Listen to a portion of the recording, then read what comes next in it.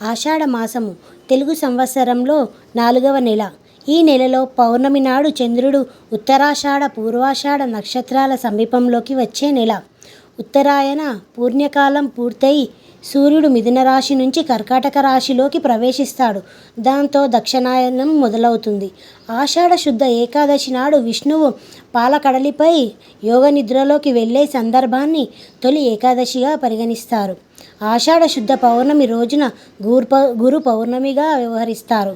మహాభాగవతాన్ని రచించిన వేద వ్యాసుడు జన్మించిన రోజును వ్యాస పౌర్ణమి అని కూడా అంటారు.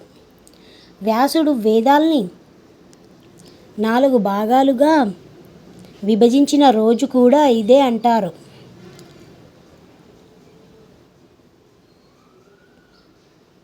అధిక ఆషాఢ మాసము వచ్చిన సంవత్సరం పూరి జగన్నాథ ఆలయంలోని మూల విరాట్టుని ఖననం చేసి